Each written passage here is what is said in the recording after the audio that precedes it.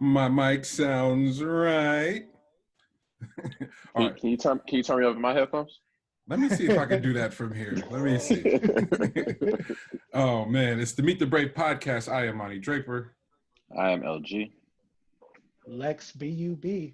And as everyone can, well, I guess you'll be hearing it before you see it, but I don't know if you can notice and tell the difference. We are remote. I am on assignment this week and had to get some things done. So as always, my amazing co-hosts were accommodating, and we made some shit happen. Fellas, how y'all doing?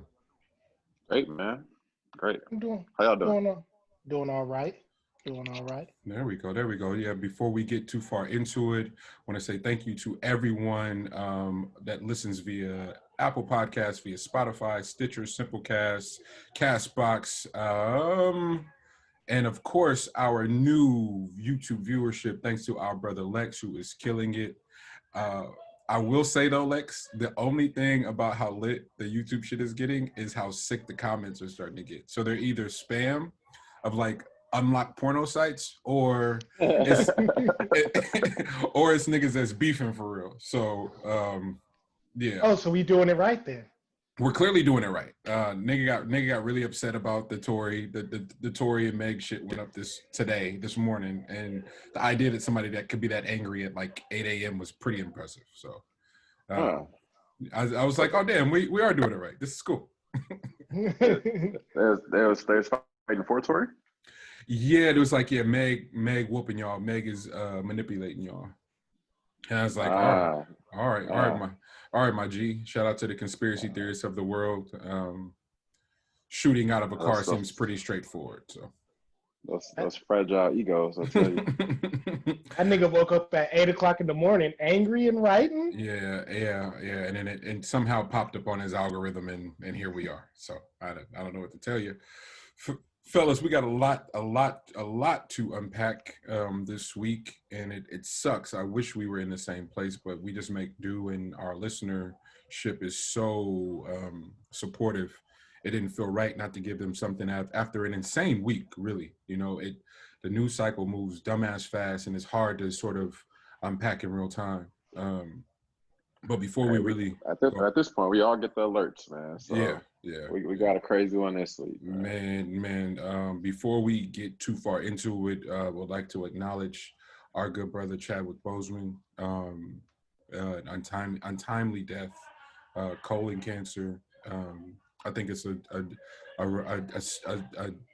real reminder, a real powerful reminder for black people, black men especially, how susceptible and how vulnerable we are. I have loved ones, people that I consider heroes that are dealing with the same. Rest in peace to Combat Jack.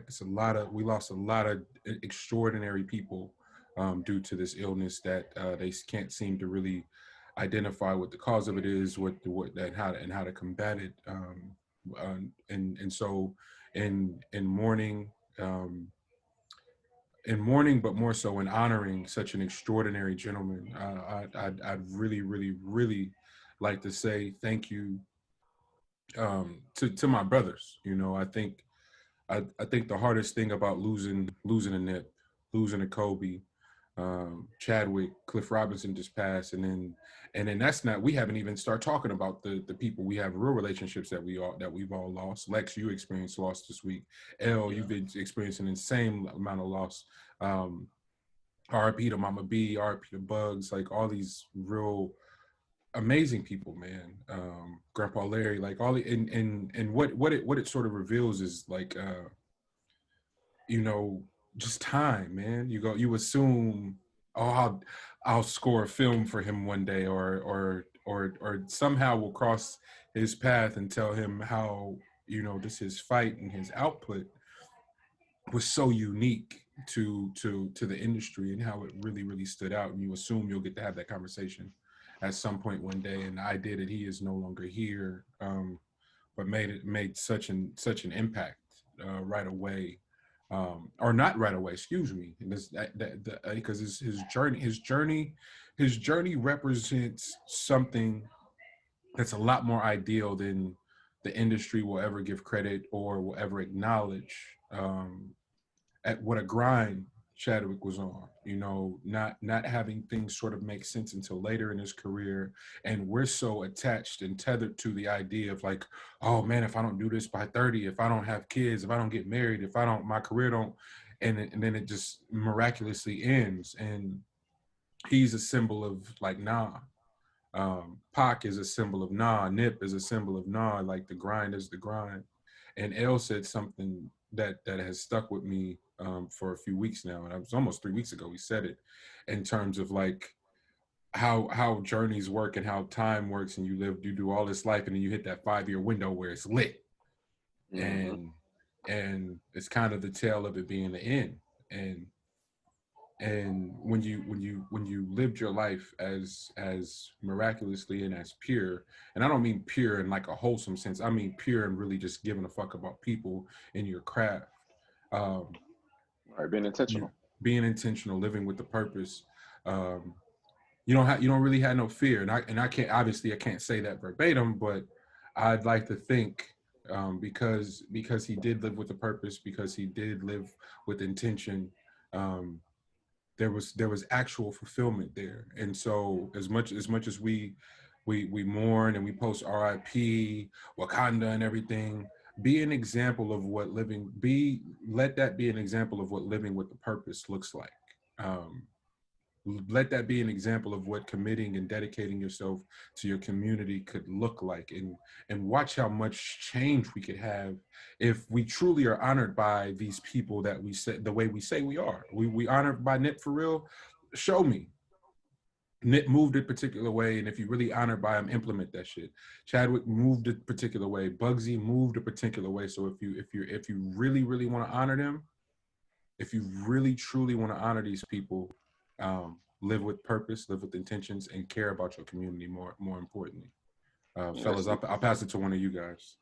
It's a tale of just having like real selfless acts without needing like any level of like award system or attention to it, which is a nice lesson for everyone, because this one hit so far out of left field for everyone, including people that was working with them. You know what I mean? So like if you're doing a film with them and you didn't know, then that lets you know that that brother was like really moving a certain type of way that was specific. It was a specific call and specific purpose that he was working, specific intention that he was working within, and he executed it to a T in the time frame that he needed to execute it in. And then once that was over with, then it was over, you know. And I think that on whatever, whatever that last moments were, whatever the people that was supposed to be there was there. And I would say that I don't know, but I could believe that it was sad, but it was also joyous in a way because it was executed a certain type of way. So I don't think there was much left on the table. So when it's that type of way, we have to start looking at death a little bit differently, you know. Yeah.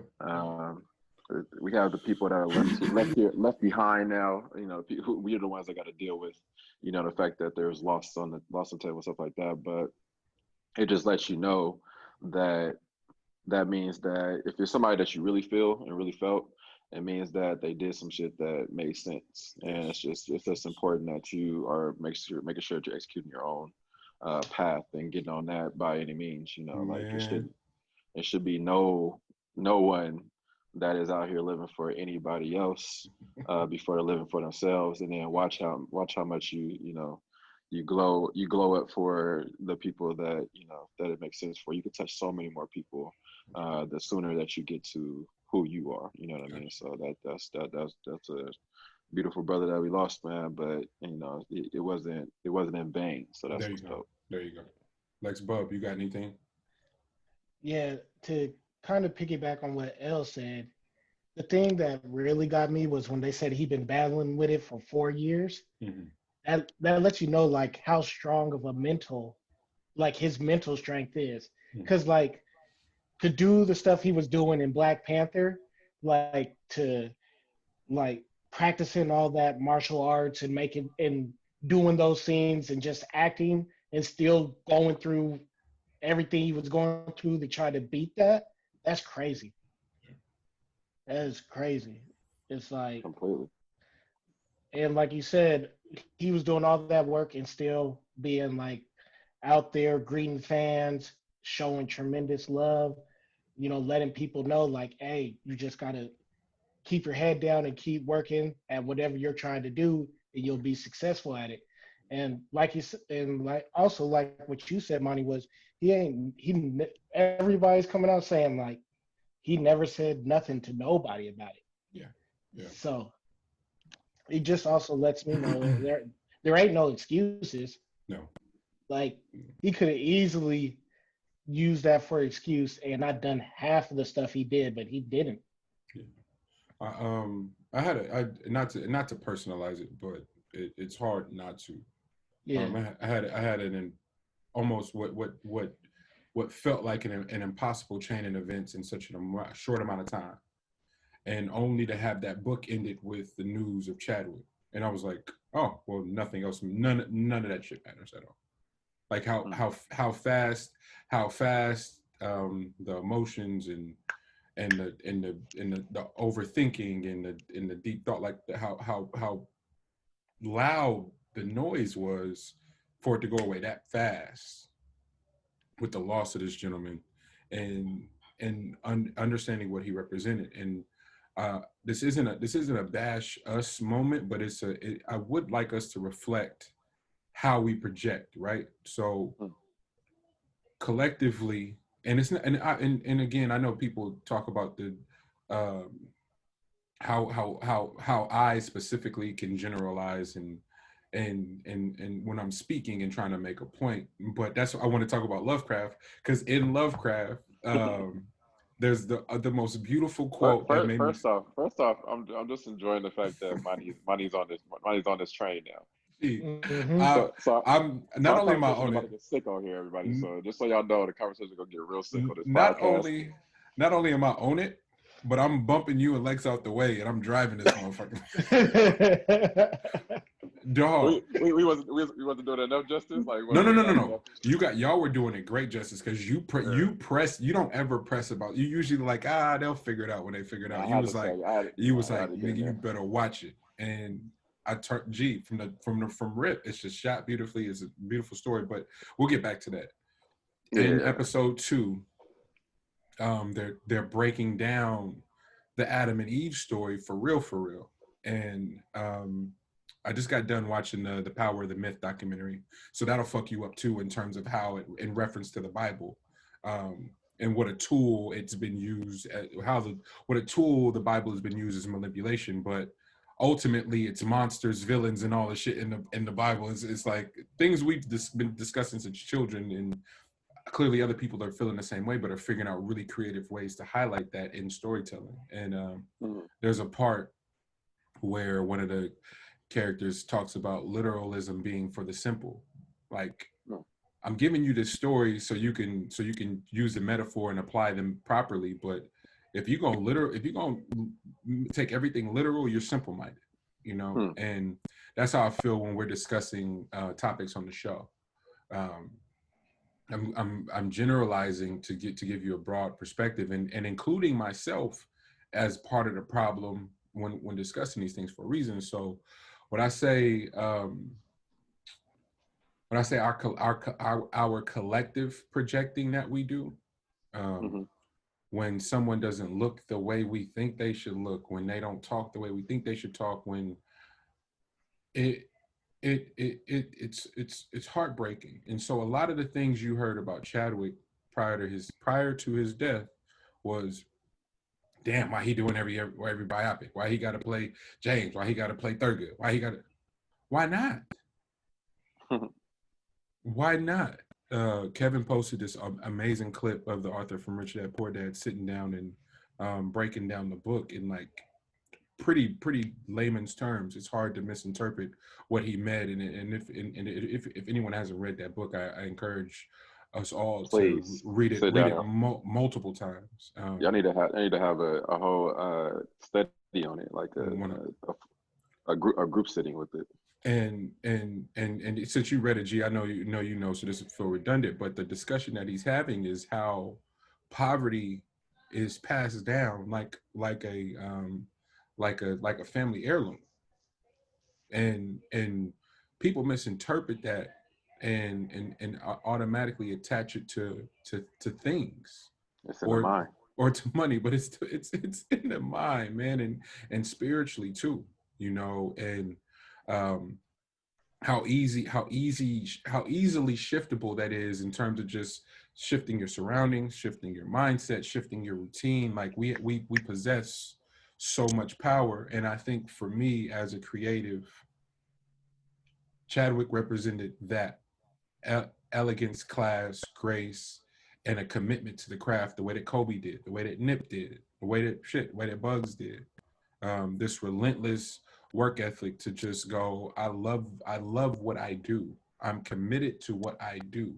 And I'm not just bound to this one thing, because within this one thing, I found that I love to produce, that I love to write, that I love to support, that I, you know, like it's all these things that you uncover by yourself in these relentless pursuits.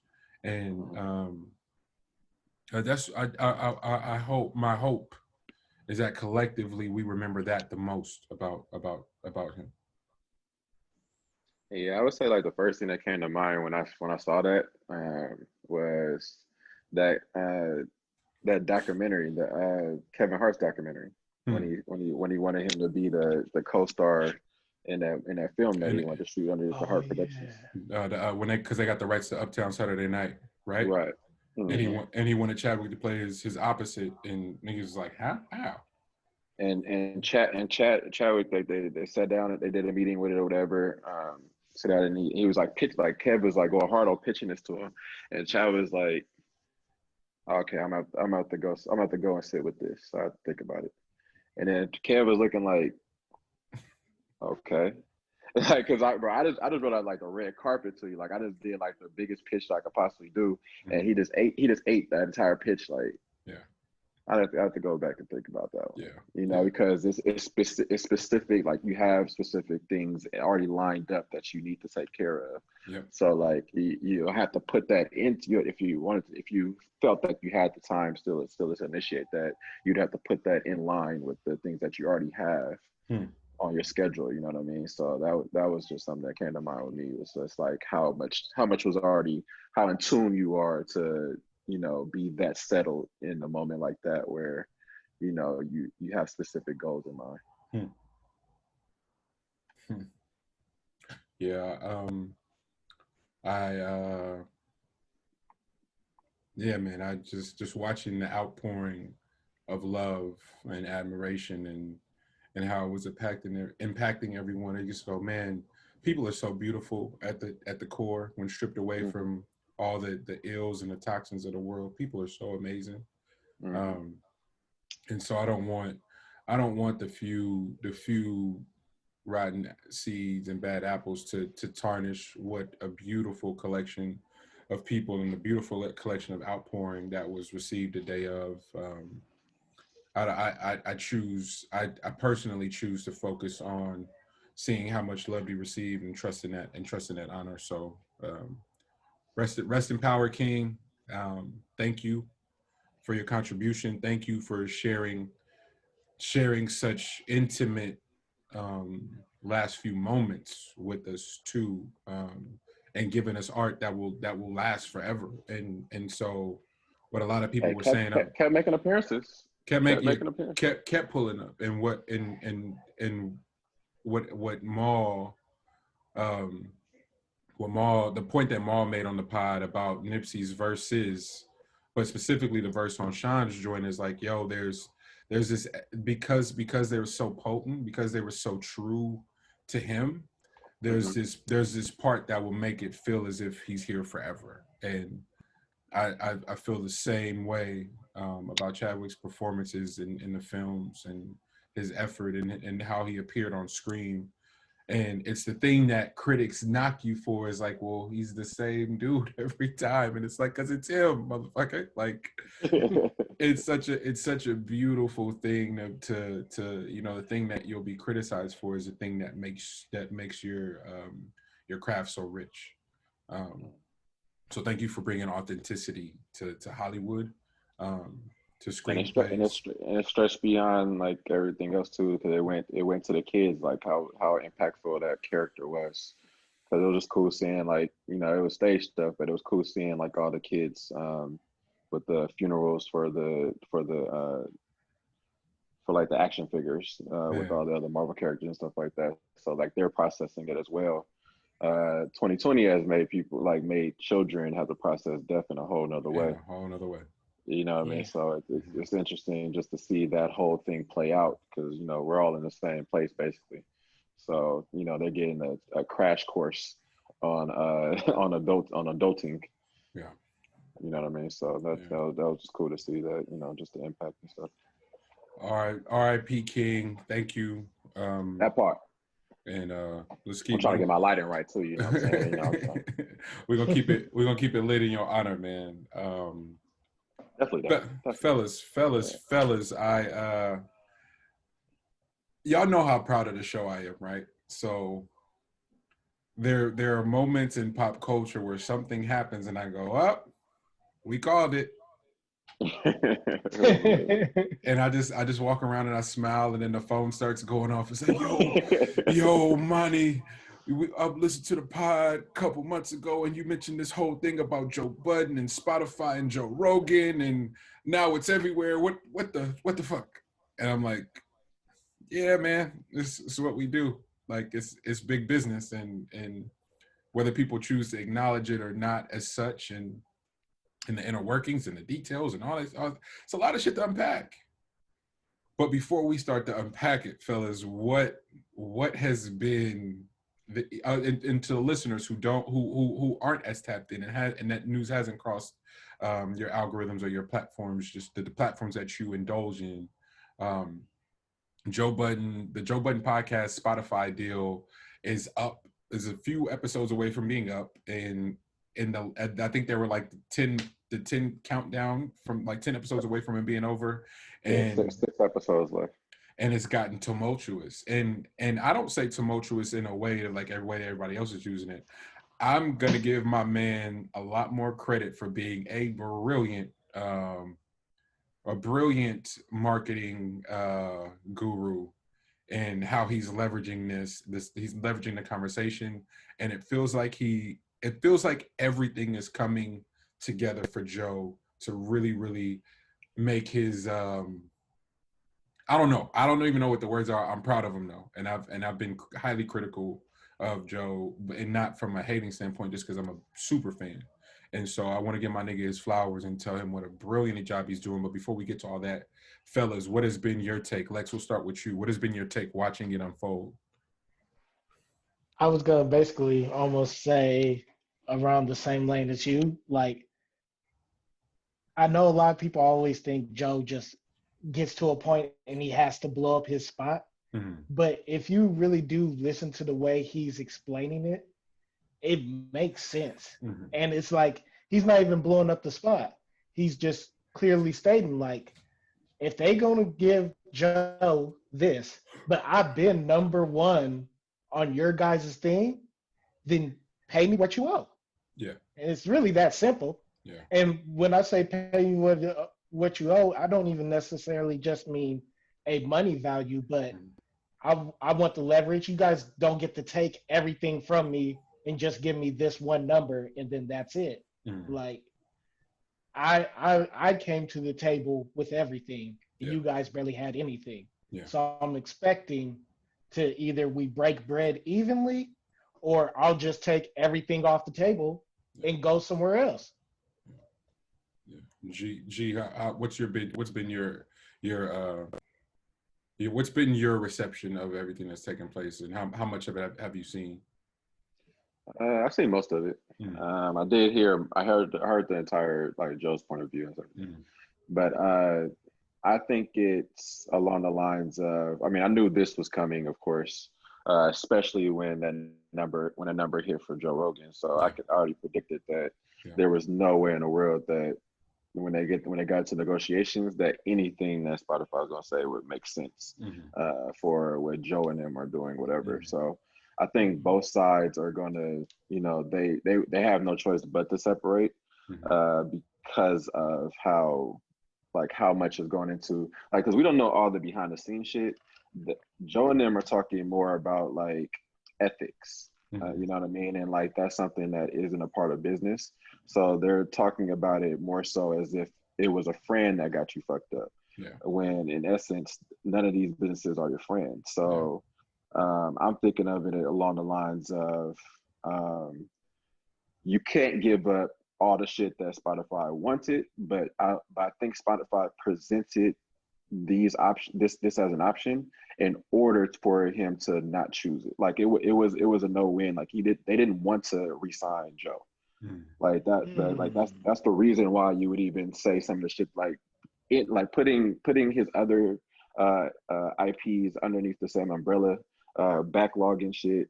These are things that as a creative, no, you ain't gonna take. But I'm not budging on my side, and that's mainly because I can't get behind. Like, people gotta understand, when it comes to business, a lot of times you try to say that it's not personal or anything like that, but when you're asking for money, and you're talking about being a partner, there has to be a certain level of relationship where they fuck with you. So like, you have to have some level of, like, you can't be friction all the time or be unpredictable when you're asking for money. You know what I mean? Like it's like, I can see, like, if you're bringing money to the table, see they're bringing IP to the table, so that can be equated as money, but they're not putting their own money up with Spotify in order to partner up. So therefore, Spotify can just wash the fact that this is, you know, the personality probably won't match with some of the suits in the room. You know what I mean? So I think that's kind of more of the angle, is that the personality of Joe is not going to match up with whatever like Spotify is doing, because he doesn't want to play any part of the game. And if that's the case, you know, if you want to be like the first one to the party, or think that you know, like, everything it is that has to do with like with podcasting, which he does know a shit ton of it. So if that's the case, then you're wanting, like when he talks about, I'm sorry, I'm going all over the place, but when he talks about the reason why they didn't originally sign with Tidal is because he went to Jay and he wanted to see the analytics, and Jay was like, no, and he's like, that's the reason why he didn't go with them. But then he signed with Spotify. Spotify wasn't about to give you the analytics, so why did you sign with Spotify? We just got done. I'll let you get back, but we just got done talking about Netflix and them not letting their competitors see what they're using as their analytics to determine value for them. And it's the most valuable asset that any of these companies have. That's it. That's what this whole thing is. Like, that's the only way that you can leverage any level of money or any level of investment in you, is that you can always present something that makes it look a lot better than what it actually is. Yeah. Until every once in a while, it may look like that. It may look like roses every once in a while. You know, it might look like a big ass cake sometimes. You know what I mean? So that's what they're leveraging this entire time when you're talking about tech. But if you want to get the analytic portion of things, you want somebody just to tell you, then that's not realistic. I mean, that they're not about to just give you that. Yeah, and I 100% appreciate that perspective, G. Like, I can't tell you how much I do. I think as a creative through and through, who has tried similar feats, honestly modeled after Joe's model, because I saw his brilliance early. Like, when he just started picking up that home video camera and just start filming his life and putting it up as episodes, and something TV is classics. Man, something as simple as him and his homies playing Monopoly, being that entertaining, him and Slaughterhouse being in the studio. Him and Tahiri's whole relationship, bro. Being entertaining, you know, and then in the midst of that, we get Mood Music 2 and 3, and then the Slaughterhouse shit starts to come, Escape Route and Paddock Room. All these things are happening with the music, and you're like, damn, all this shit is gonna align one day for this dude if he can figure it out. And the podcast it worked. Like Mm-hmm. it worked in terms of everything coming together, the complex personality that is Joe Budden, but the brilliant personality that is Joe For sure. Definitely. got 2.5 hours a week in the beginning to sort of offer proper context to who he is, and then Spotify gives him the deal. Now you got 2 episodes a week to let people get to hate, love, admire, envy, like all parts of Joe got to be on display. And I know people that despise the show in the beginning and love the show now. I know people that love the show in the beginning, hate the show now. Like it's been all over the place, but it's a true sign um, of a successful business model. And when you bank on something that's this new, that's this untainted, because podcasting has not been tainted quite yet. It's close, very, very fucking close to being completely tainted the way film and television and radio and the music industry are. It's really close. Um, when you the and perhaps you fellas have experienced this, but I've had this happen to me. Let me not generalize for our listeners. Let me give a real number so I can put it in proper perspective. I have now had this exact thing happen to me exactly.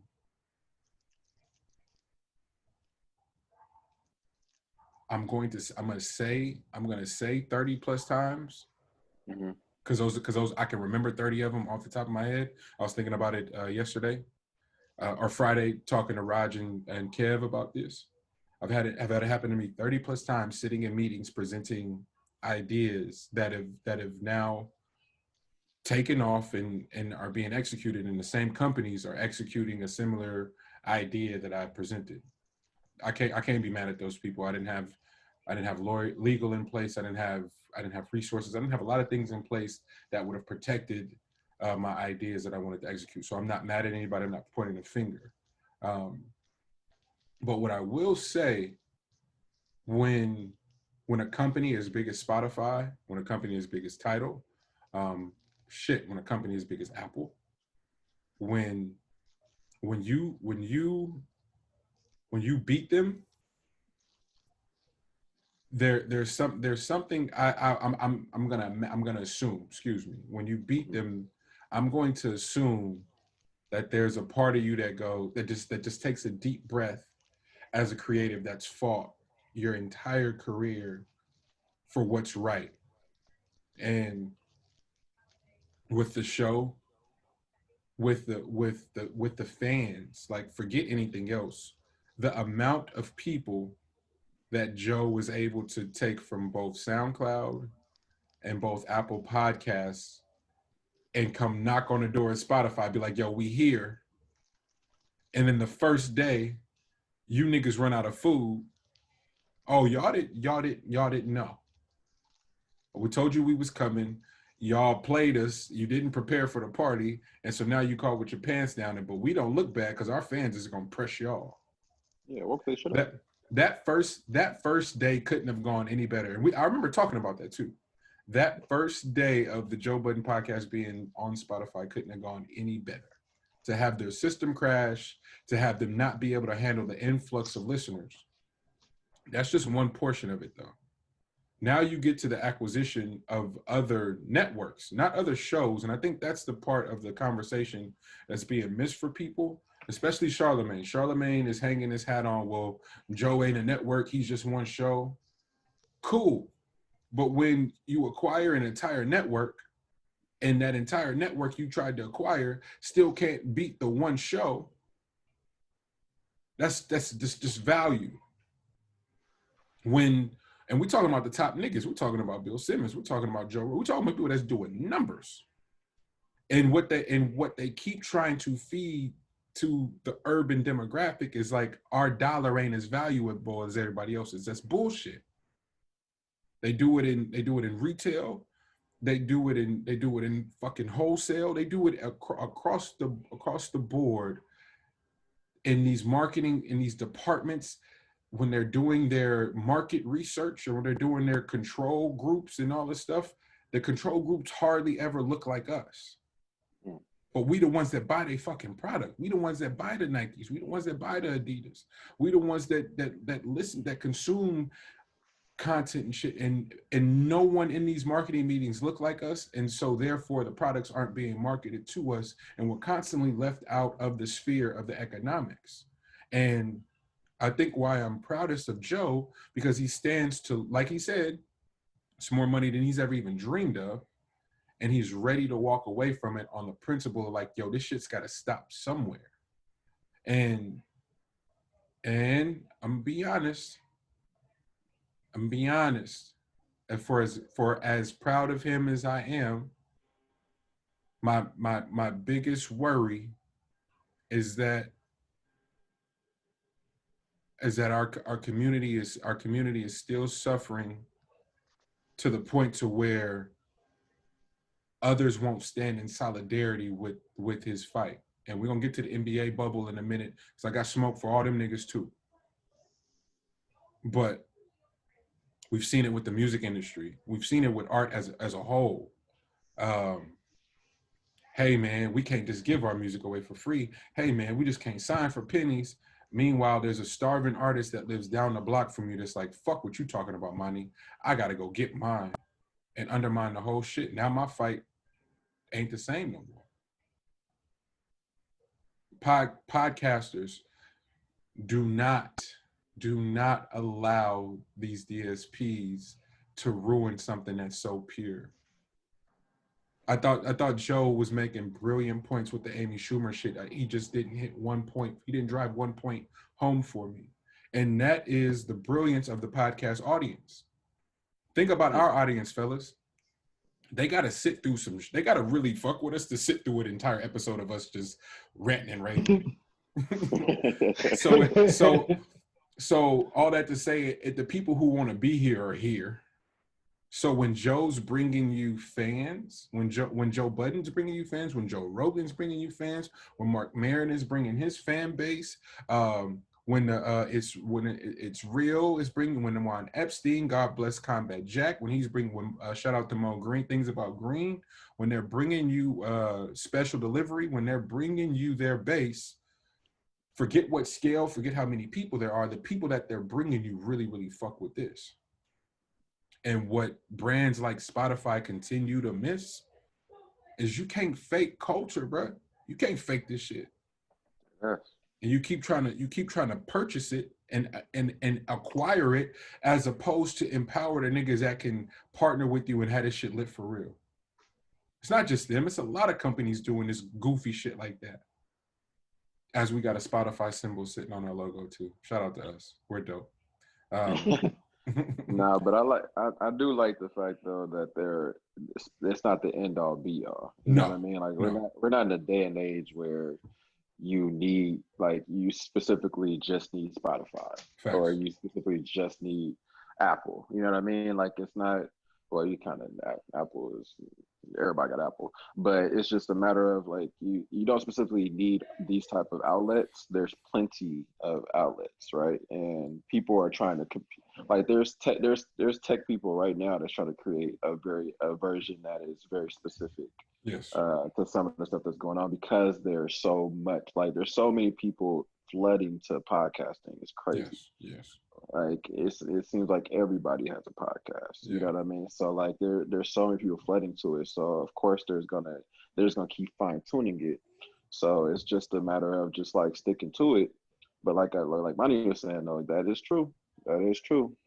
Because it's gonna be folks out here that just take the first bag that comes their way, and it's because it's a bag that was thrown at them that they ain't never seen before. Mm-hmm. And especially if you're an artist that has been in the game for a while, and you haven't gotten the respect in like you're in the art field that you are in, but in this you have a following that sticks a little bit more, so that level of attention and love is a lot. You can't really equate that across the board. So it's easy to fall in line with with just agreeing with what people tell you on some of these things. So I get what you're saying. Yeah. And I also, just to offer proper perspective for our listenership and how valuable their listens are, how long you listen, um, um, how you listen, how you engage, how you rate, like, comment, and share, and repost. All of that information is being taken by a company like Spotify and used in these meetings to leverage an insane amount of money for the sake of advertisement. Ad dollars, ad dollars drive everything. Hey, the second the NBA's numbers go down, Add dollar bills, y'all. you feel me? The NFL, oh, we don't want our brand to be tarnished. They don't give a fuck about kneeling, social justice, the flag, none of patriotism, none of that shit. Don't make it hot for us to where advertisers pull out their dollar. Bro, 2020 got the Redskins name changed. That's nuts. Man. We never thought we'd see that shit, bro. The most obvious thing that you can visually look at just got changed this year. 2020 got companies that we know don't fuck with niggas making statements on behalf of Black people for the sake of not losing advertisements. So stop trying to convince me we don't have no power for real. We don't have no sway. Our voices aren't impactful. Our Black dollar doesn't have the same value as everybody else's. It's bullshit. Because everybody. That person that's making the messaging for like all the companies is making some bread right now. I feel like that person is like Michael Buffer, bro, of the messages for Black people. It's the same person going in. Bro, it's got to be one person that's just circulating these messages, bro. Like I don't think that every company got one person that can put those words together. Like that. My gosh, it's the same person going in to do the go-to, man. Yeah, it's the same person going in to do the diversity meetings for the companies that HR bring in. That's the fixer. Yeah. That's what it feels like. I do wish the NBA would have called one of us to get this shit right. What was that? Fellas, don't kill me. I've never been more upset at this is gonna pain me. I had to breathe. I was highly upset at the players this week. And if I'm being specific, I was mad at Brown. I'm still mad at Brown.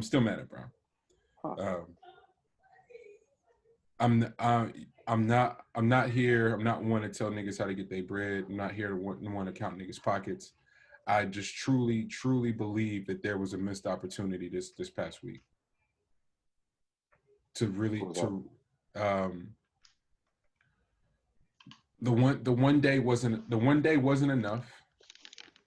These games couldn't matter any less, and this is crazy to say because I never thought I would have this feeling, but I truly do. And they just missed an opportunity to make a real stance and a really it reminded me of the Donald Sterling shit. When the niggas came out the locker room and just threw their warm-up jerseys in the middle of the floor. What the fuck? Go home. Go home. It's 50,000 people in that arena tonight. Go home and have everybody wondering what the hell just happened and make a statement from Chris Paul's backyard. Do that. I thought the same thing should have happened this past week in the bubble. And merely from the fact of we keep talking about it. If economics sway the way motherfuckers thinking for whatever reason is the only reason people can listen when their money is being impacted, man, make these billionaires who the NBA dollars is play money to them, they ain't really tripping. Make it a loss for them on the season and see what happens. Demand that their voices be louder than ours right now. Demand some real resources be allocated to the real people, the real programs, and the real communities that can actually demand some change. And instead, what we got was a misinformed, a rushed planning that was empty. And this isn't fair to solely put on NBA. They're NBA players, for crying out loud. They're not social justice activists. They're not civil rights activists. That I get that. That's my only argument. And but don't Brian, don't show me you're reading a Malcolm X biography and this is this decision you fucking make. Are you not reading nothing in that book, bro? Money, did you hear his response? Like that, he ain't read a word in that book. Ain't read a word in that book. That's my point. So don't position yourself to be as such. And what the top earners in the NBA could do with their bread in terms of securing the niggas who bag may not be secured, to really make a stance in solidarity, to really shift some shit. It's just a lot of different things that could happen. There was a lot of different things in play already that niggas fucked off. Not at liberty to talk about because I want to throw nobody under the bus, but there's a lot of shit happening in that bubble to really, really put players in position and power to use their platform from the beginning. Not just now, from the day that they got there, things were set up. And niggas wasn't showing up. Niggas pretended to stop. Oh man, we don't really want to go down there because it's COVID and all this other stuff, the family and what's happening in the world. And bro, miss me with that shit. I got to watch Paul George write a letter about things being hard in the bubble. What? And I'm not shitting on nobody's mental health, man. That's not fair.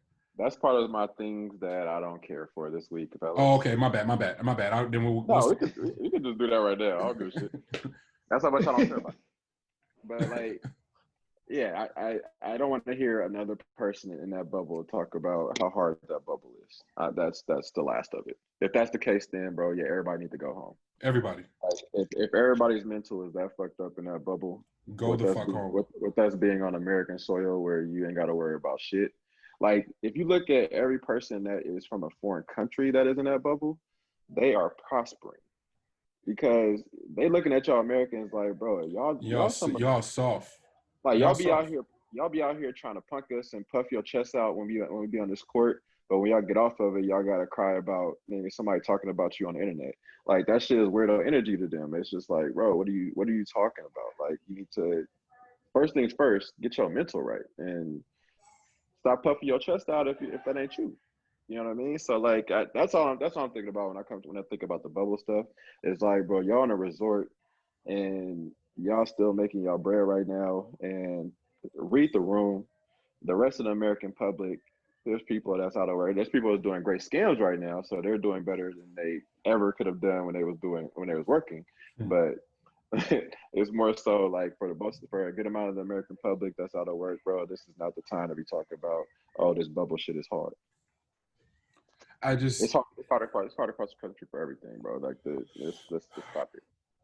And so in because G, that's exactly how I felt. And it highlights a much larger fracture between the people when the niggas who have the resources, and granted, everybody not liquid, so let's not even pretend like everybody's liquid and got the cash that's being reported. That's totally fine. But what we're missing is the same thing this nation is missing, is like, yo, 2 of the billionaires could completely eradicate homeless in this country. 2. And still have money to show for it. I was just about to say that. So when you look at the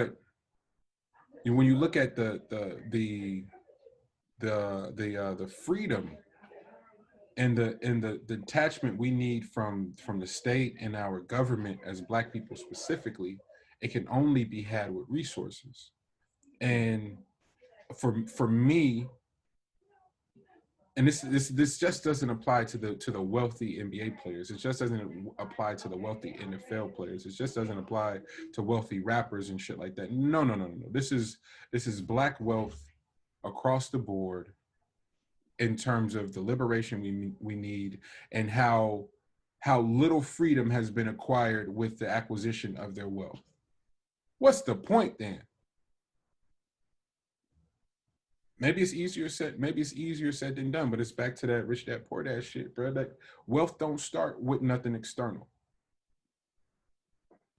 You don't value you don't value your neighbor, you don't value your brother, your family, your sisters. And how the fuck we asking for equal rights from somebody if we not really tapped in? I'm not asking nobody for shit. You see what my shirt say? I matter, nigga. Catch these hands in the process if you try to act otherwise. And I'm ready to die about it. Let's make that very clear. So don't nobody shed a tear if you see some cop pull up on me tripping, because guess what? Everybody died that day. I promise you I'm taking one of them niggas with me. Seriously. That's it. And it's because I matter. On that notion alone, mano, my nigga, one of us gotta go. And if I get a one-on-one before your niggas get here, oh nigga, it's gonna be a long day for you, bro. It's gonna be a long day. How sick am I, G, that I be riding around on the whip like, oh, I wish that nigga would trip. Right yeah, like that. That's what I thought. Nigga drive off like, yeah, that's what I thought, nigga. Gee, highway patrol, I'll be like, oh, I wish this nigga would trip right now. Please trip. Please be one of them ego trip niggas right now, bro. Because you gonna always gonna be sad. Bro, they'll pull that shit. They'll pull that. This is sundown county. Yeah, Sunday. Hey, it's sundown? Hey. Let me park right here at the train tracks, nigga. What's happening? I know. Do all that right into the stop right before you get to the train track? Man, look here. Oh man, but again, this liberation and this freedom and this wasn't acquired because niggas were just born with it. I thank God for my grandmother. I thank God for my mother, my uncle. Like, no, fear no man, but especially no white man, especially no white man trying to hold no money over me. Fuck all that. I've been wealthy internally. I've been had everything I need, and what we didn't have, we made. No, literally, we didn't have no hoop court. Hey, G, can we make one? Yeah, nigga, I know how to make a basketball court. This nigga L was lying his ass off. Nigga, we made it though. And we dropped. Remember we dropped it. That's when we dropped the rim on my nose. Nigga broke I think my shit still broke. Hey, this how cold. Gotta pop that thing back up, man. Lex, this how cold L was, cause I'm the little chubby fat cousin. He wouldn't let me stand on his shoulders. He like, hey, playboy, you know, I'm older than you, nigga, but I'm standing on your shoulders. You ain't getting your big ass on my shoulders, nigga. Listen up, man. So worked out today. He got the rim on his arm, like it's really some movie shit, Lex, and he's climbing up the fence and it's not high enough, so he on my shoulders to get higher. And this nigga got the rim and he put the rim, like wedge it in there and is getting ready to put the nail in. Missed that motherfucker, come flying down from hella far, hit me right on my nose. Unc come running out the Unc is in the shower. This nigga come running out naked with the towel. What? When that happened, did L stay balanced on your shoulders? No, nigga, I dropped that nigga. Get off of my shoulders, nigga. Ghost, man.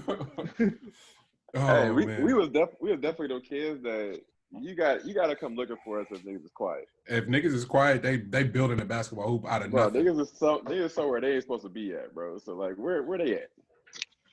But to the NBA thing, though, I think it might come down to, so for one of my arguments on this whole thing is only that as it should not come down to professional athletes to be the ones that have to be the ones that stop their paychecks in order for people to care about Black lives. Like, yeah. I can't get behind that part. I think that all Black people need to get in their bread. Yeah. Regardless, like I think that's a must. So to tell them to stop their paychecks is a little tough. I'm probably not for the Browns of the world, but for the nigga that is at the end of that thing, I can see if they and then I can't put it on the top niggas be passing them seed money or bread in the meantime for them. But help me understand what the difference between a loan from Brian or from CP or from Dame. Help me understand what the difference from a loan from one of them is versus a loan with a 28% APR from a white bank is. Help me understand what the difference is. Because if they're not liquid, you getting a loan from somebody. Your credit card is being swiped, and you living off your credit card already if you're not liquid. But the papers are reporting that you just signed for 28 mil. Oh no, I get you. But I'm thinking more so like these niggas is playing a physical thing. Like they're playing a physical sport. They're using their bodies to do this thing. So it's not like it's not a guarantee. The NBA money guaranteed, bro. No, the NBA money is guaranteed. That's for this CBA. I'm talking about for the next CBA. It's not a guarantee that the owners are going to look at that and be like, hey, all right, so y'all did that, and we're the most progressive of the leagues that we have. Are they? Are they or are they or do they operate? Tell me a league that's more progressive than the NBA. Gee, but see, that's my problem. The NBA gets the same autonomy that these fucking liberals do. You're progressive and righteous when it benefits you, but the second it's gonna cost you some bread, get out there and shut up and dribble. No, nigga, I'm not doing nothing. And fuck your CBA. Because if y'all money get hit, guess where we going? Just to do our own shit. Because we know how to get direct to consumer now. Come on, bro. We gotta start. If I don't know, man, I'm fully open to the idea that I'm bugging. It just feels like we have so much power and we keep fucking it off on the idea like these white folks gonna put their money out. Put your money. Bron got a whole production company, my nigga. If you don't go build a basketball arena somewhere and let niggas come get it in, niggas don't have that right now. If we don't have it right now, we won't have it if don't nobody take a chance. That's all I'm saying. Like it's radical, it's not ideal, and it's a really, really big ask. But I don't want to have. I don't want us to have the same conversation at 40, bro, about what niggas should have did. I definitely get it.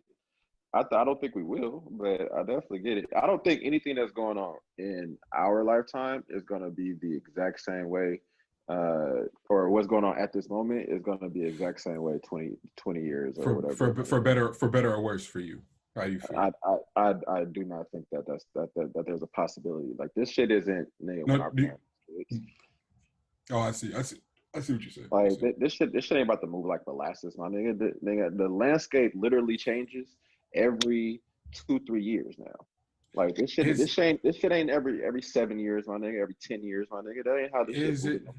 Is it changing, G, or is it just being repurposed differently? Like that's the other part. It's like I'm with you to a certain extent. Like it has to repurpose in order for change to make sense.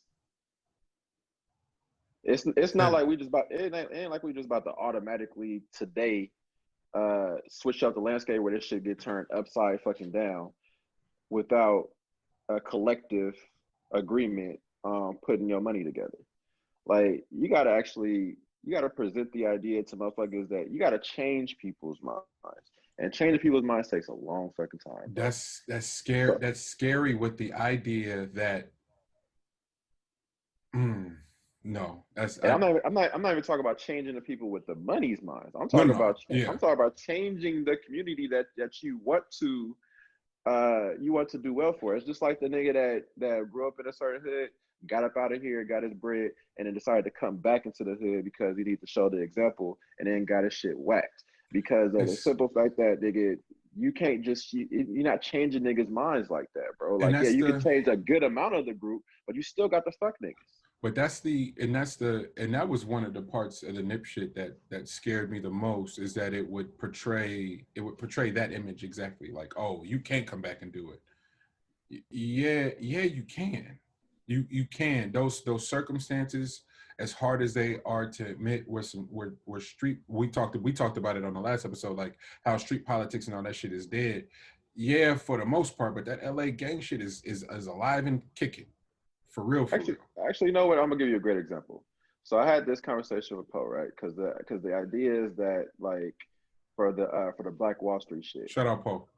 Yeah, for sure. Shout out Poe. But the Black Wall Street shit, right? Mm-hmm. So like the mishap on the Black Wall Street shit was that they was over there busting down the bread and did not keep an eye on the people that was gonna eventually become bored and come fuck with them. So like the whole idea of like we was gonna turn our backs and become a whole nother entity on this other side without paying attention to the people that return the backs on is bringing up a certain situation just like that all over again. Oh, that's what you said. But I'm clear on my stance. You can't win no war without no money. And the idea of pulling the money out is to be war ready. Yeah, I got you. Like, so I'm saying, hey, we talking about fractions of economics. What's part of economics? Military. Okay, there we go. All right. You know what I'm saying? As long as we're paying attention to these motherfuckers. Oh yeah. No. Yeah, you can go create your own league and watch how these fucking just radical ass, hating ass folks that ain't got nothing better to do and watch them try to fuck some shit up. Watch them get exposed. Watch them get exposed. And I think that's the thing we need to see the most. And make no mistakes, Mav, Brian, Randy, that whole squad already know what time it is, and they're just playing a different game. And so I don't want to treat them like everybody treated Hove. I don't want to do that. But at a certain point, bro, like fuck this chess shit. Quit telling me Obama was just playing chess. We need optics sometimes. Sometimes we need a scene. Sometimes I need some extra bravado. Nah, because Trump in there just kicking over furniture at this point, making a mockery of all the shit we trying to uphold. We still trying to uphold. Oh my gosh, we're still trying to uphold these morals and these concepts of this country that ain't never fucked with us, and that's the part that taxes and amendments and rights and still asking for shit. These people don't fuck with us for real. This entire country, this ain't no conspiracy theory shit. This ain't Monty Wildin'. It's if the police were solely designed in rebuttal to the slaves being freed, what does policing represent to you? Order for who? Was it sheep herding? Order for who, nigga? Order in the court. You feel me? And so that's nah. But I think it really just comes down to, especially this particular situation, like when they did the boycott shit. I think what came across the minds of the elite is more so. It's kind of like the money maker Mitch line where like they ain't gonna love me no more. Are they gonna love me? Are they gonna love me no more? I love the game. I love the hustle. You feel me? Like if I'm not right now here in the fly shit, nigga, are they gonna love me? And right now we're in a pandemic, so you gotta see me. Aha! You gotta see me. Meanwhile, everybody that really is a variable to the leverage you have with these people that you playing master to is being sacrificed like sheep. We buying them sneakers. We're engaging with those products. The NBA without a black fan base is cooked. Oh, we got China, we got this, we got. All right, bet y'all keep thinking that. Y'all keep thinking without a black audience, without a black fan base, y'all can really move the meter. Boy, y'all gonna get laughed out of whatever market you in. And that's the type of time I want us to be on as creatives, as inventors, as producers. Every NBA player is a producer. They're producing entertainment night in and night out. Nigga, pay me as such. No? Take care of our community as such. No? All right. We'll take our talent elsewhere. Brian left Cleveland and took upwards of $40 million into that economy with him. My nigga, if you don't know your power by now, I don't know what to tell you. You don't want to see the Alex Caruso Mason Plumlee league? Man, y'all go right ahead. Y'all go right ahead and do an all white boy league. Y'all go have fun, my nigga. Yeah, the white boys ain't got nice though. That's the other part. The niggas that got nice, they ain't got that nice. They ain't got No, that nice. They got Doncic on their side. Yeah, Doncic don't go back home though. He gonna die. Luka, I'll go back to the crib. Luka and Kristaps is gonna be like, oh no, we going with them. Hey, for real. Hey, no, we would choose. Luka be the first one to be like, nah, I'm rolling with y'all. Shout out Luka, bro. Sure, man, bro. That's a real one, bro. Fuck with him. Where we at? We did it again. We put the NBA in early. We traded Luka Doncic for Terry Crews. Terry Crews is gonna go. G. L is a fool. G. L is a fool. G. Why Terry trolling? Why I feel like Terry personally trolling me though? Why I feel like he talking to me? He out to get you, bro. Like, why? You know his ears wide open for what the fuck he doing. Why I feel like cousin Terry, bro, you wildin', bro. Hey. That nigga was in the wherever he was in that silk suit dancing. I was like, oh, I know he trolling me now. That shit felt so personal. Terry specifically talking to you, Manny. What's up with bro? Like, until you acknowledge him, he wants you to acknowledge him publicly. We've been talking about cousin Terry for 30 episodes now. I know, but he wants you to post and everything, bro. He wants your full undivided attention. Undivided attention. You got it, cousin Terry. You got it, man. What's going on with Bro G? I have no clue, but I think it's for sure at this point, specifically because he understands that it's a lot like that the whole Candace Owens thing. Mm-hmm. He realizes that he's not going to get as much free marketing as he's getting right now from people paying attention. Okay, it's no different than what the hell the Ball Dad did. Got it. This is a troll tour. Got it. Okay. Well, and if that's all it is, bet you cousin Terry, you got it, bro. Oh no, I think he really believes it, but like he's at the point where he's down on his heel, bro. Like I'm here to fuck with y'all for a living. Like I'm taking up a whole other job of fucking with y'all. Have y'all ever dealt with? All right, women. Sorry to make this a gender thing, but have you ever dealt with a woman that was willing to die on a hill like that? Hell yeah. You just dead ass wrong though. Oh, what? Yes. You get to the point of the argument where if you don't give up, bro, you're gonna have a conniption, bro. Like the argument can't be over till you just admit that you're right. Not only that you're right, but I'm hella wrong. Damn. Like I couldn't be more wrong right now. You know what I mean? Like I'm just gonna stick with it there. Like damn. That's the only way we're gonna get past this. And you gotta hit him with the, my bad, I was tripping. You right. My bad. Hey, Lexa, my bad, I was tripping is crazy, bro. And this how much of a sicko I am. I give you my bad, but why is I was tripping so hard to say? my lip be quivering. My bad. But my bad. What else? Hey, I was about to say they be waiting for that. Come on, you want to say it. You want to say it. No. Why the I was tripping happens like hella later though. Oh, so you can say my bad, and then she just still sticks with the attitude portion, and then the I was tripping is like when you roll over a bed and like you kind of just mumble it to your pillow.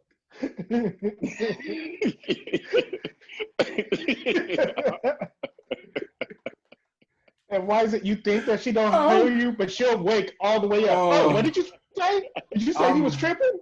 I'm hot, nigga, because that's really how that shit go, though. I'm hot right now, bro.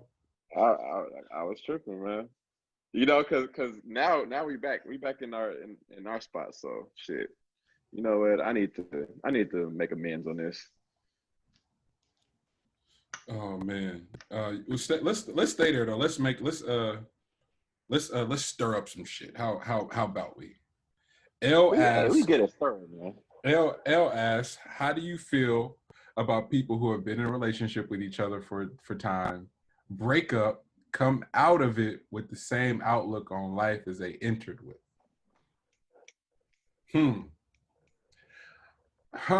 Lex Bub, you want to go? Oh, you Actually, I'm gonna play the three on this one. I'm gonna let one of you guys go first. Gee, where did that come from? Bro, I don't know. My mind be tripping, bro. But it's really. I had a pet peeve, right? So I was just working through like what my pet peeves are, and I was thinking of like couples, like because you be talking to people, right? And then you hear about some of the things that they were dealing with or going through, whatever. Mm-hmm. But I was thinking more so coming out of a relationship. Is it not weird that after you've completed that, like after you've been together for a while, that when you leave it, you are leaving as the exact same human being? So, because I'm always thinking about things on a level of time. So, Yeah. how did you spend that much time with a person and change nothing? I feel like that's a certain level of sick. That's like a certain level of ego has to go into that. That's ridiculous. Where you gonna seriously have to be single for a while because you're only going to give that pattern to the next situation that you're in. But guess what people not out here doing? What's that? Sitting down for a second after they get out of a relationship. Nah, to sit down. The overlap shit is nuts, yo. And I'm not even. Let's not even project and put this on nobody else. Said the overlap. The overlap is crazy. Like let me speak as someone who's done the overlap, right? They got the residue. The resi. The resi, nigga, because you ain't processed. So that means you for damn sure ain't healed. So now you projecting like a motherfucker. Talk that shit. Oh, and you ain't even done inventory on your growth. Armani, nigga.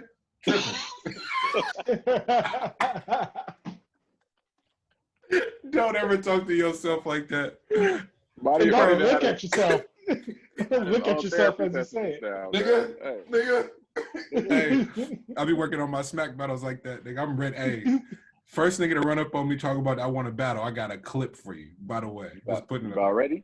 That's how I be walking around just battling like that. Looking, nigga, who are you looking at, Monty? What are you looking at? Like, you got quarantine bars? What do you think? Quarantine bars. No, but in all seriousness, no. Like, how do you a relationship is one thing, but how do you go from any situation without any growth? But in particular, a relationship, yo, like that's crazy. You didn't get nothing. It's sick with it, like, cause it's impossible to spend so much time with a person and nothing rubs off. I think if that is the case and nothing rubs off, you're a psychopath. You've had to kill at least one person. You're a killer. Because there got to be some type. There got to be at least a little bit of growth, even if it's just after you get cereal, you close up the bag and put the box back. There got to be something. So simple, eh? Yeah, but if there's nothing, oh yeah, you definitely in the room on your Dexter shit. Oh, you ain't never learned like to tap the drink glass with a person, look them in the eye. Like you ain't done none of these things. You don't walk away with nothing. All right, bet. That's sick, man. I was just trying to figure that out. I don't know. Yeah. Because that was my consensus. What I was getting from, especially from the battles of like when people break up with each other and it's like a full on onslaught of killing that person. And which was also a level of confusion. Remember I think we talked about that at the academy. But a full on onslaught on like tearing that person down as if y'all wasn't together at some point. That wasn't your person, bro. I don't have like I feel like if I got bad shit to say about you after we break up, nigga, that's a reflection of me for fucking with your ass. Like how am I walking around talking crazy about someone I was professing my love to, parading around as my chick like that? Like, that's crazy. Now she not shit, and then you not shit for being with her that long. How about that? If any, and I say that like even. So there you go. Yeah. So that's the answer. So even if it's not like some type of evolution from the relationship itself, it should definitely be a self-reflection. Oh, nigga, that pushes you somewhere. I hope there's some self-reflecting. Because if there's not, this is what I say. If I'm dealing with a person and it's cool, like I don't mind people that talk about their exes. Like that's cool. but don't berate them and talk about them so negatively in front of me that I'm gonna start questioning you. Like, because I like at a particular point, well, if you got all this to say about that person, what did you do? And that goes both ways. If I'm sitting around popping shit about my ex, my nigga, like I'm clearly masking something that I was culpable in, or that I did, or that I'm leaving out of the conversation. So all you got to do is just ask, so what did you do? And just look at how defensive that individual gets. Exactly, 100%. It happens every time. That's when the whole list of shit goes on. What do you mean what I do? Yep. I didn't do nothing. I was the one that was out there 24/7, 7 days a week, just pure love. You know, I was out there paying the bills. I was working double overtime. I was the one cooking the top of ramen. I was the one doing all that shit. Hey, I run out of fingers. Man. Exactly. Really, that nigga been in his drawers the whole time playing video games while she was trying to better herself. She was like, baby, you want to go on the walk? No, I'm on 2K right now. My player's almost at a 99. I was about to say, bro, about my player that got up there, bro. I'm over here playing the best in the world. Man. I'm number 14 in the nation. Like, my nigga, you in your 30s, you number 14 in the nation? Oh, man. G, talk. You had a really dope one that I don't want to botch. You mind reading it? The World Plays a Numbers Game. Yeah. So I was thinking this too, but the World Plays a Numbers Game, so you can be an innovator, but it's up to you to monetize it. Then the door closes, locks, and you move to the front of the line of guarding it. So I got this from back with the Joe thing, with like the level of irritation he had going towards just the whole thing. And I was thinking of like him talking about him creating all of this, intellectual property and everything, and like how it's been, how the worth wasn't being equated, right? So I was thinking of like how the industry, or how any industry will work, as far as like if you're an innovator in it, then it's gonna take a minute to get the acknowledgement, or you could get it right away. But whenever it is, whatever that time frame is on being acknowledged, and you're on the end, once you get inside that door, it's expected that your role now is going to be from the inside as opposed to the outside looking in. So now you have to shut that door, and you're now on the front line of guarding that door. If you think that you're going to be the one that's about to keep that bitch open and just let motherfuckers in, then best believe that they're going to put your ass back on that porch, and you just going to be, and you're never going to have access to that again. So it's like it's a weird juggling act that you got to do in order to like try to play. You have to trying to play like a certain part of playing the game, basically, is what I was saying. Yeah, no. I'm rolling. So would you say to that? Would you say like people's inability to indulge in the game, or their lack of say they do indulge and they just don't have the stamina, or they don't have that fight in them for real, like that gear where it gets sick. I want to do a conversation with athletes, in particular hoop athletes, that have ever been in a close game, either win or lose, right? I want to talk to them about their perspective. For some people, it'll be 20 years since it happened. It'll be 10 years. It'd be dope to talk to some people where it happens right after. Something happens. You learn a lot about yourself in those moments. Because everything slows down significantly. Everything matters. So it's a completely different year. And what I learned during those times is everyone responds different. And the real leaders, the good leaders, identifies their teammates' response time, how they respond, and what their limitations may be in that moment, right? It's a lot to compute. It's a lot to compute, right? And you compute all that. Yeah. Yeah, a lot to compute. Nonetheless, somebody's got to do it. Can you? Right. And for whatever reason, G, I'm learning that business isn't that different. Right. You build a team. You build a team. You start to define and mold the culture. In that, you define roles. And the What You Do Is Who You Are, the Ben Horowitz book, talks about team development and culture and perspectives and approaches, right? And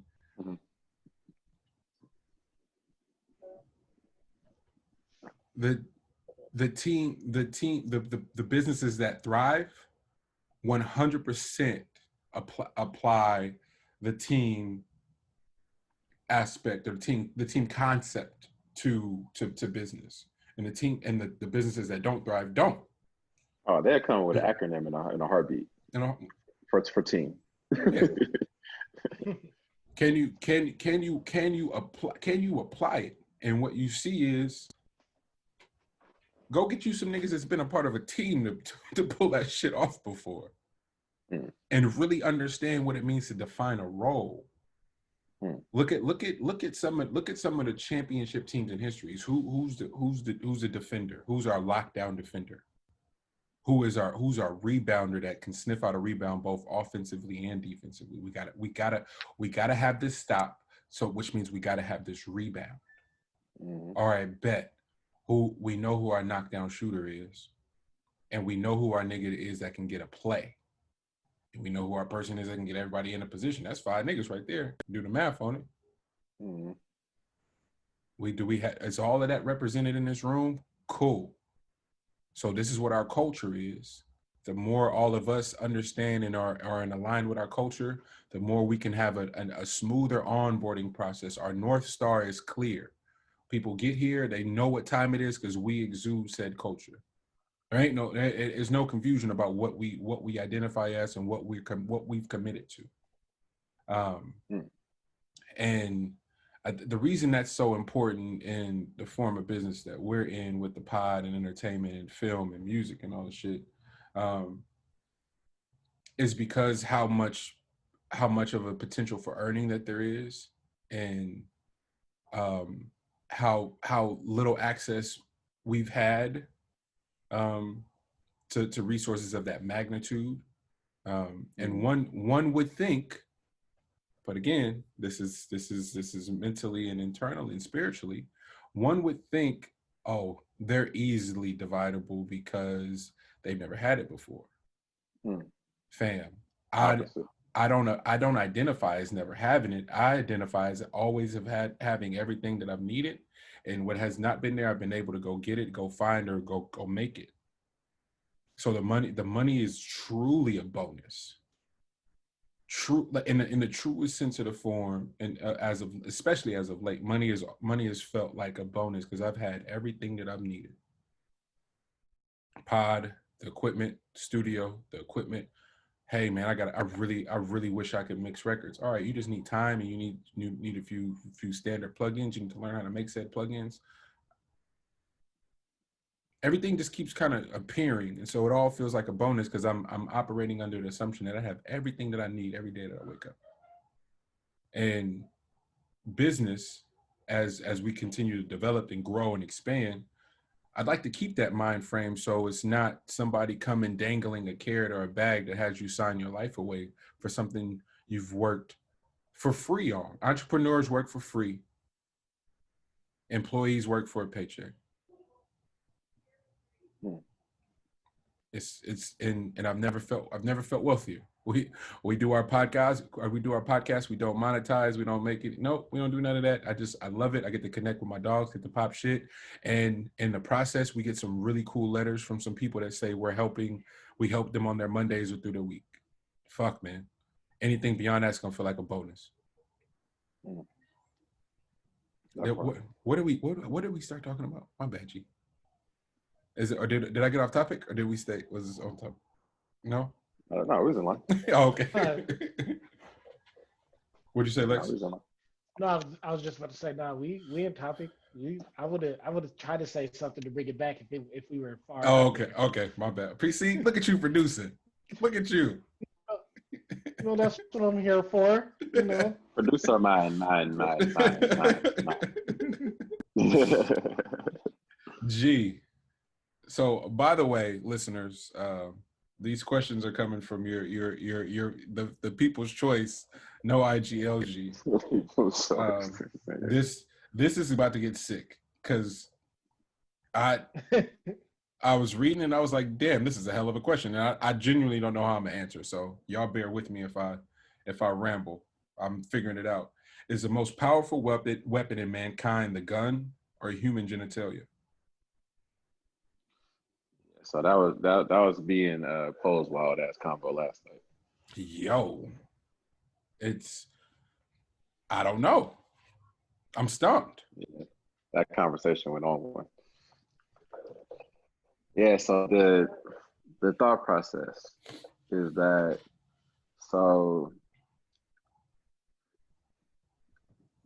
throughout time, right? So what we've been worried about basically has been like death by the gun or by some level of weaponry that way, right? Yeah. But in essence, like the slow burn has actually been our addiction to sex in a way, right? So we've been having a hard time and have not addressed the fact that it's possible for us to be so manipulated by human genitalia that we're doing things outside of our nature that gets us clapped. So, which leads you to the question through and through. Yeah. Which lead us to the question, like what was more threatening? You know what I mean? Like what was more powerful of a weapon? Like was it our defense through actual physical weaponry, or was it the opposite sex or same sex or whatever, our addiction to our love interest, basically? Pretty much. That's Shireen, right? That's Shireen.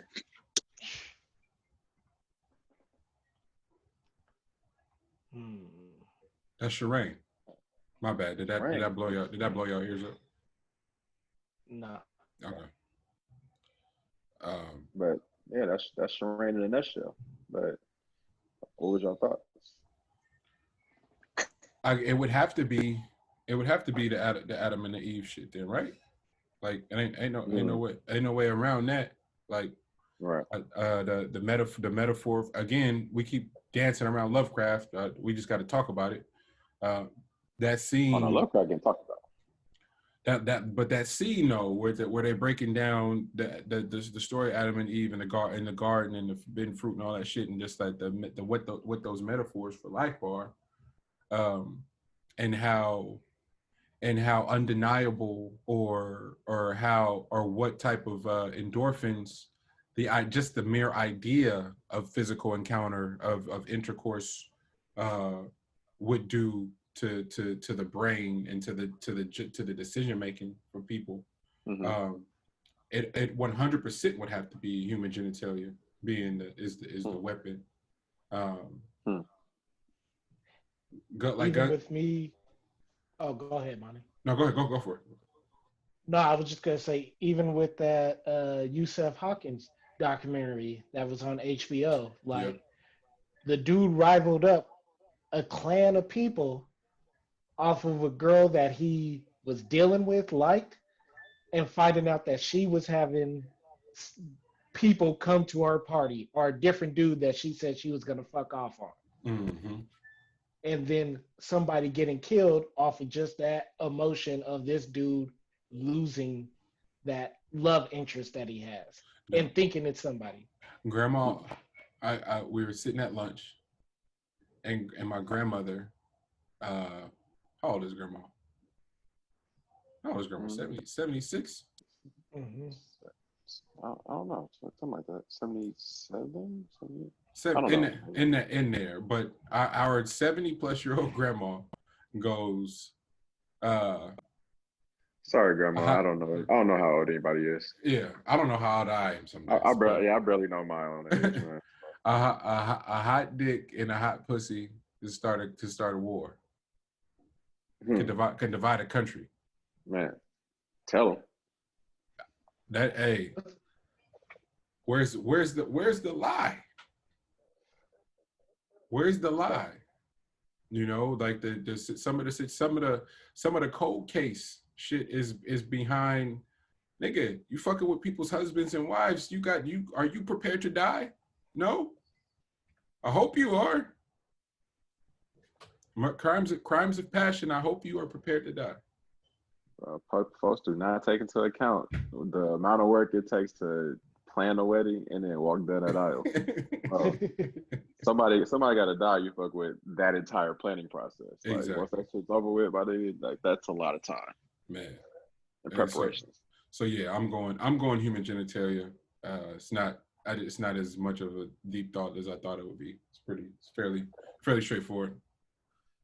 Yeah, I think it's just that the gun is something that's it's something that's a lot more.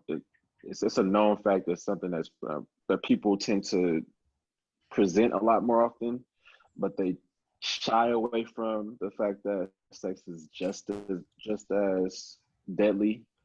Or more. Well, because how the stories get told is confusing, right? Like how no one ever tells the story thoroughly enough, or it comes out later that such and such was in an entanglement or a crime of passion or what this was. It's rarely ever in real time that gets told. Such and such was shot and killed, and the back end it was like, oh, he was having an affair. His wife shot. Oh shit! All right. So the gun is just a prop in this play of passion behind some hot ass. Maybe I'm simplifying it a little too much, but it feels like everything of consequence that has happened behind the music industry, and relationships are fractured behind, oh man, you messed with my girl. Was she really your girl? Right. Nah, man, we were just talking, but you know it. Okay. So yeah, this is crazy. This makes people yeah. There you have it. Damn. I had a follow-up, but I forgot what the hell it was. it'll come to you. Yeah. I'll get to it. What do we have? Lovecraft. I'm sorry, I can't wait no more. Let's get into it. Fellas, is it too early to say? Oh shit, here we go. Hot takes. Is it too early to say that we could? No, fuck that. Is it too early for us to start a cult that rivals the Game of Thrones for Lovecraft? For sure. Mainly because I didn't watch Game of Thrones, so I'm all on board for Lovecraft. Like I would be gung ho. I'll be gung ho on the Lovecraft boat. Like, let's go. Hey, I'm willing to go to war for Lovecraft in that conversation. So whoever want to fight me on that, let's see. So I knew I was prepared to love it. Don't get me wrong. I was already biased. I was gonna make myself love it. Mm-hmm. Then a few the first scene on the bus ride, you go, oh, I'm in for something special. And then the cast of characters starts to unveil itself, and the story starts to unravel, and you're like, oh man, here we go. This is superb writing. I'd like our can I give us homework? Is that a thing? Can we do that? Can we collectively go figure out who the fuck is in this writer's room, please? For me. I it's killing me. It's so good. I just want to know. I just want to know and publicly say thank you for the attention to detail, not skipping steps, and and operating in a space that is often dismissed. Black people, fantasy, sci-fi, horror, suspense, comedy. We don't get that liberty to tell those stories like that. It doesn't happen. And I couldn't be more grateful for a show like this right now that requires some imagination, that requires some patience. And that's an hour clip. Fuck, man, sign me up. Yeah, well, shout out to Misha Green because she's the creator and she's also the writer on all 10 episodes. Misha, salute to you. Misha Green, Jonathan salute. Kidd is a writer on 8 episodes. Jonathan Kidd, salute. Matt Ruff is based on a novel by Matt Ruff, and he also wrote on 8 episodes. What novel is that? I need to buy that ASAP. Is it called I'll find out what okay. It's probably called Lovecraft, but I'll find out what it is. Okay. Sonia Winton, 8 episodes. Shannon Houston, 2 episodes. I'm gonna go out on a limb. These just all sound like black people. These names, I'm I'm stereotyping right now. Wes Taylor, 2 episodes. Wes, a little ambiguous. All right. The book is called that. The book is called Lovecraft Country. Yeah, came out in 2016. The book is in the film. It's in the first episode. So that is what he's reading. That's a real ass book. Yeah. Wow, this is phenomenal, bro. Like and so I thought about our conversation in regards to the water dancer, and this is what this reminds me of. It's like this is how Ta-Nehisi, HBO, L, Lex, and I we are going to be on the creation of Water Dancer. However, we got to fight our way in this. I'm claiming that now. Nobody loves that book more than us, and Marnique too. Marnique, wherever you are. For sure. But I don't know, man. Like, what does episode 3 have in store for us tonight? I don't even know. I really don't know, like, because I thought they'd be at the house for longer, so I don't even know. I thought they would be at the house for way longer. Bro, they wasted the house so soon. I was like, damn. So what I think what it's gonna slide off into is that they got to go back to the crib, but he has like the power of awareness now. So I think he's gonna probably be fucking with a lot of that power for certain. I don't know what he needed for, like who he had to fight in order to. Because I'm pretty sure it's gonna wake up some shit because he now, they're attracted to whatever power he has now. Yeah. But I don't know.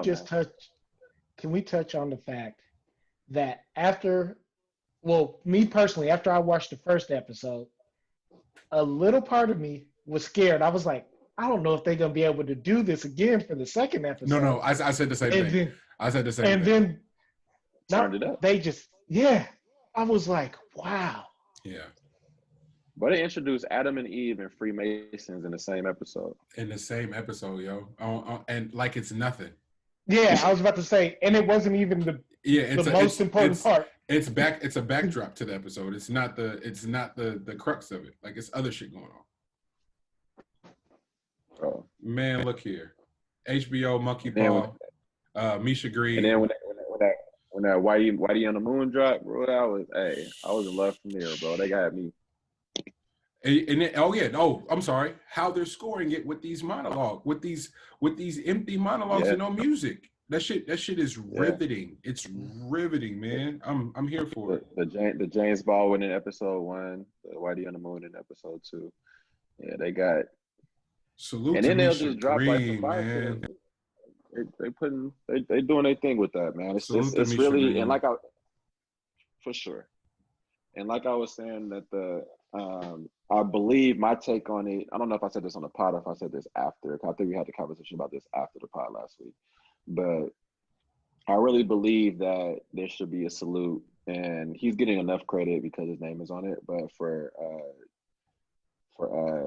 Jordan Peele, because I believe that Jordan Peele has, this is just my take, but I think that Jordan Peele has zero to do with anything on this script. Or you said that. You said that. I said it on the pod? Yeah. Okay, cool. So just want to make sure that was known, that I really believe that there was nothing. You said that for sure, and then I was like, huh, I'm rolling. Oh, that's right, because you hadn't watched it yet. That's right. So Yeah. yeah, Kev needs to watch it. Yes. Okay. Yeah. Okay. Yeah, man. So yeah, everybody check out Lovecraft. Yeah. I think it's also cool because it hasn't. It's not the best rated show. No. Like they're killing this show because it's not. It's deep shit. It's not something you have to choose a side with this show. Mm-hmm. It makes me happy too. For sure. It has this element of being niche and being specific, being for a specific group. We got time to help elevate and lead people there, and everybody that's watched it so far has fallen in love with it. I couldn't be prouder of everybody. That's why I'm glad we figured out who the writers and creators were. So salute to Misha Brooks and her whole staff. Keep it lit, man. We are riding with y'all. Yeah, I think it'll be like it's in contention for like the cult classic type of stuff because cult classics weren't like something that was like super loved when they first came out. Like it's something that happens after. Jamel Hill and Carrie. What's her name Carrie Champion. They're from ESPN. But they're starting their own show, so they're doing their press run right now. And Jamel was on Vlad speaking about the show that she got on the Bill Simmons Network about they're just going back and they're doing their version of Rewatchables, which is a staple show from Bill Simmons and his crew where they do rewatchables about films. Jamel and Van from they used to be at TMZ, they're doing rewatchables about The Wire. And what I didn't know, G, do you know that The Wire wasn't highly regarded and revered in its original airing? Like, nah. Like niggas didn't start fucking with The Wire till season 4. I didn't know that. I thought The Wire was a smash. We were watching it. I loved it, but it was one of those things, kind of like Reasonable Doubt. Like it was just slow, and so. I'm hoping we can champion for Lovecraft and it not be such a slow burn, and a bunch of people can really hop on the wave, and so it can get greenlit for season 2 before they're even through the 10 episodes. Like I hope they announce a re-up by tonight. Like I hope they announce a re-up in the morning. Like it's that amazing of a show that I hope HBO sees the benefit and the value of something this dope, which HBO is really good about. So. People that are fucking with it, be vocal. If we got to start our own Lovecraft coalition, we will. Black storytellers. This should be beloved like the what's that show on Netflix with the little kids? Oh, Stranger Things. Yeah. Stranger Things. Yeah, it should be beloved like Stranger Things. Yeah. I know they got little cute kids in it, but. Let's do one more before we get out of here. L has some things he doesn't care for. All right, so we'll do those two, but. Lex. No, I only had that one earlier. Oh, okay. Lex hit us with some really pivotal information. Bub, you want me to read it or do you want to read it? You can read it. You got a good sultry voice. Hey, my nigga, don't call my voice sultry, bro. What's up with you? On the line, though. The CDC just came out, and all of the deaths that were classified as COVID deaths, there were only 6% of those deaths that are true, pure COVID deaths, meaning the others, 94% had other pre-existing issues.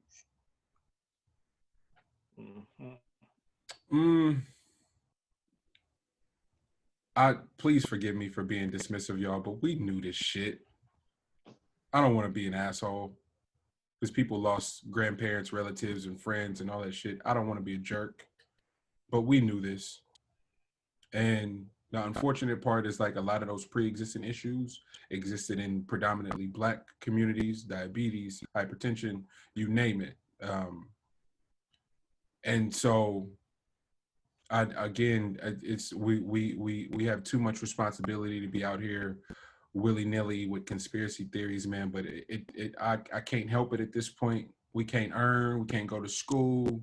We can't. A lot of shit we can't do. Meanwhile, Target is fucking open. So, not to be dismissive, bro, but we knew that shit.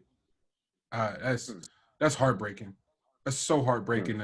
And the CDC just gets to roll those numbers out like it's okay, like it's cool, like you telling me something. And they roll it out in the middle of the night. Well, in the middle, in the 3 o'clock in the morning. It's middle of the night shit. Is absolutely. Yeah, like I was saying, Alex, man, I'm surprised that even rolled out, man. I feel like somebody went to sleep. And they actually pressed send and didn't know they sent it to the world. So I feel like that was an intern. If that's fuck the real, they're going through something today. Yeah. Because I don't know. Is that an election thing though? Like, is that important for election? It's if somehow, some way, this administration can show that they got a hold on it, that the world miraculously opens up right before November, right in time for holiday season. Guys, want to point that out. Like, so it's election, yeah, you can go spend your money. Like, if niggas got money to spend for Black Friday and Christmas, I'm gonna be so hot. I'm gonna be hot. Oh, they for sure got money. They got government money right now, so. Yeah, this is scam gods is out. They got money. Man, look, this shit's so heartbreaking, bro. They come through. We're gonna stop everybody's potential to earn. I just thank God every day for y'all, the rest of the community here. I haven't had to stop creating, because I would have lost it. The losing all that money from the tour shit is one thing, but you take that and not being able to tour, hey, look here. I'm already walking around with my silk shirt open. I'll put it on right now, nigga.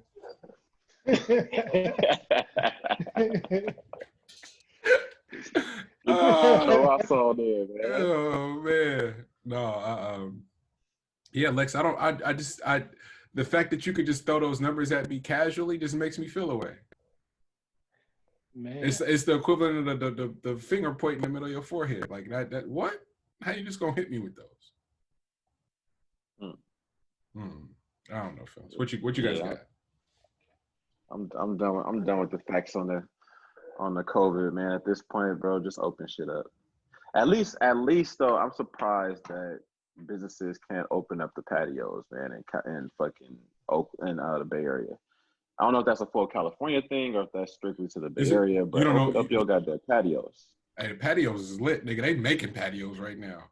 I see the restaurant that just went and got some. Like they went and built their own fort. They went and got some plywood, nigga. Cut some strips, put it on some cones, and put some tables out there. Say, hey, we open for business. I said, I heard that.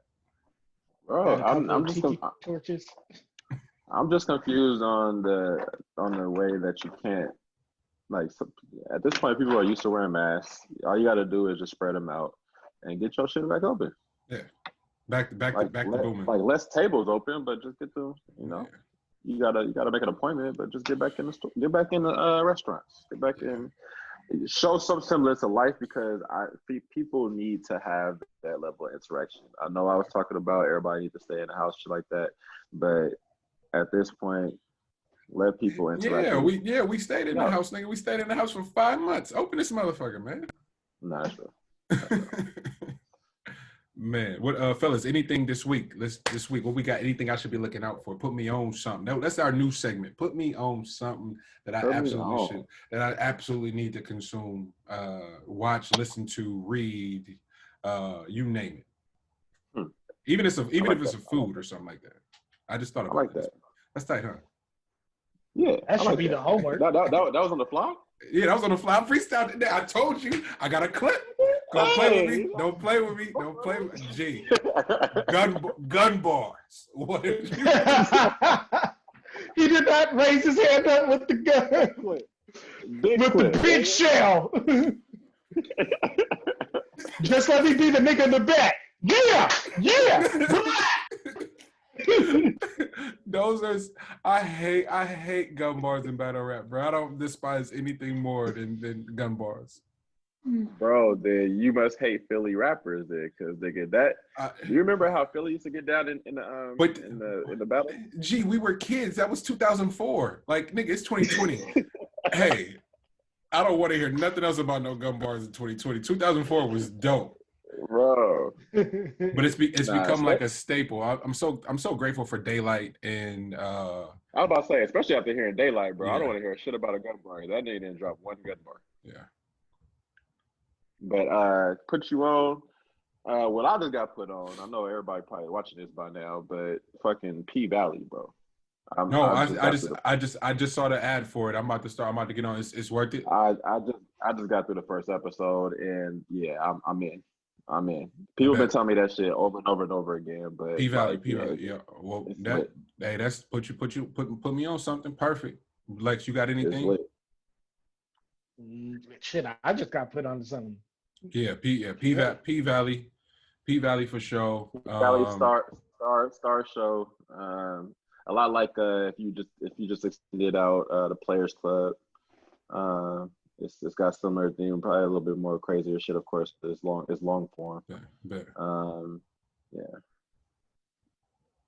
Man, my It's dope. guys, First episode was dope. So I'll be in it. my guys, I appreciate you always. Our listeners, thank y'all for rocking with us. Anybody that ever makes it to the end of the episode, salute to y'all, man. This is dope. It's a privilege. It's an honor. And You're a real MVP. No, for facts, the real MVPs of everything. I hope us as consumers understand our value. Us as fans understand our value. Creators, it doesn't cost you anything to still protect your fandom. It only adds to your creativity. Keep it lit. And it's been another episode of Meet the Brave. See y'all next week. Love. Yes.